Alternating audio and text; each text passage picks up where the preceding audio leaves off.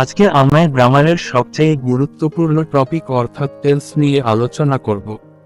খুব সহজেই টেন্সের পার্ট 2 শেখার চেষ্টা করব। চলুন তাহলে শুরু করা যাক।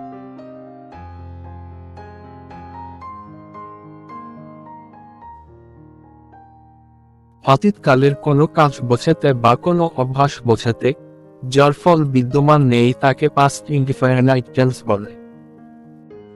বাংলায় চিনার উপায়: বাংলায় ক্রিয়ায় যেমন করেছিল, করে আছিল, করেছিলাম, করে আছিলাম, করেছিলে, করে আছিলে, করেছিলেন, করে আছিলেন, পড়িল, পড়িলাম, পড়িলেন, পড়িত থাকলে পাস্ট ইনডিফাইনাইট টেন্স বুঝতে হবে।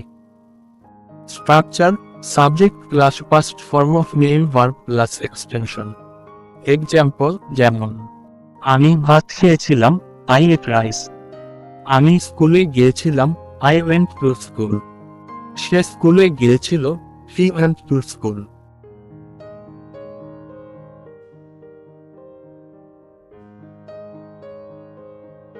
অতীতকালে কোনো কাজ কিছুক্ষণ ধরে চলছিল এরূপ বোঝালে পাস্ট কন্টিনিউয়াস টেন্স হয়। বাংলায় চিনার উপায়: বাংলায় ক্রিয়ার শেষে তেছিল, তেছিলাম, তেছিলে, তেছিলেন, ইছিল, ইছিলে, ইছিলেন, ছিল, ছিলাম, ছিলে, ছিলেন, এদের যে কোন একটি যোগ থাকে। স্ট্রাকচার: সাবজেক্ট প্লাস ওয়াস বা এর plus main verb plus ing plus extension.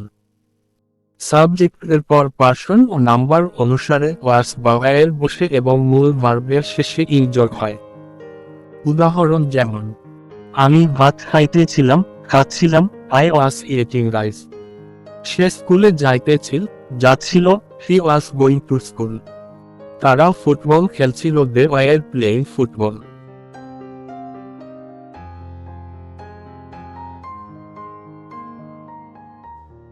অতীতকালে কোনো কাজ আগে ঘটেছিল বোঝালে পাস্ট পারফেক্ট টেন্স হয়।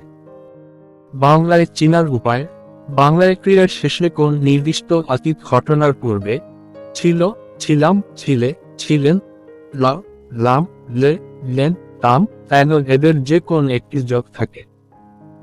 Structure: subject plus had plus ভার্বের past participle, VPP plus extension. Example: আমি ভাত খাওয়ার পূর্বে সে বাড়ি আসল। He had come home before I ate rice.